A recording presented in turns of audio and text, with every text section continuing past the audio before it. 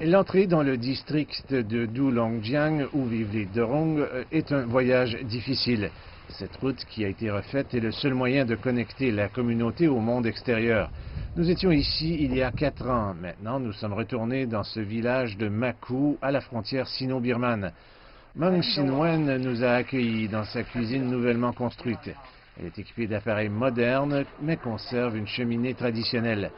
La famille prépare des crêpes pour le petit déjeuner.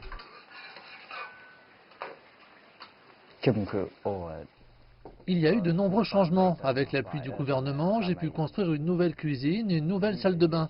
J'ai acheté des machines pour aider à enlever l'herbe dans mes champs de cardamome rouge. Et avec la route récemment rénovée, il est beaucoup plus facile de se déplacer. Guo Lantiang, une femme au foyer, dit qu'elle apprécie toutes les améliorations. C'est bien de cuisiner avec de l'électricité, car nous avons des blocs d'alimentation qui viennent d'être améliorés. C'est plus pratique maintenant. Lorsque nous avons rendu visite à la famille en 2016, elle vivait sous le seuil de pauvreté en Chine, environ 500 $ par personne et par an.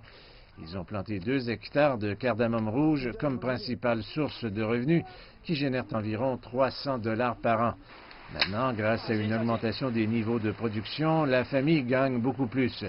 Outre les allocations et subventions gouvernementales, leur revenu annuel est passé à 1 600 $ par personne.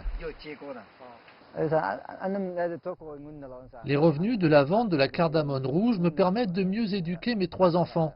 Cela m'aide également à obtenir de meilleurs produits pour mes besoins quotidiens. Ce sera la partie la plus importante de mon revenu familial, même à l'avenir. Cette culture fait partie d'une stratégie locale de lutte contre la pauvreté et de restauration de la biodiversité de la région. Pendant des générations, les Derong ont adhéré à la chasse et à une agriculture sur brûlis. Et l'exploitation forestière illégale dans les années 80 a aggravé les choses.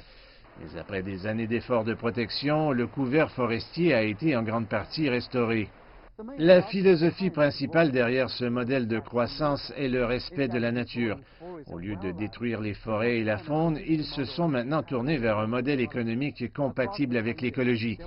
Dans tout le district, ils ont relancé environ 5000 ruches comme celle-ci, assurant ainsi une source de revenus supplémentaires. La culture des moris est une autre source de revenus pour les habitants. Le district exploite plus de 40 hectares de champignons au profit d'un tiers de sa population. Mang Shin-wen continue de travailler comme garde forestier, gagnant environ 120 $ par mois. Mais une chose qui rend sa vie différente est que sa mère est décédée l'année dernière.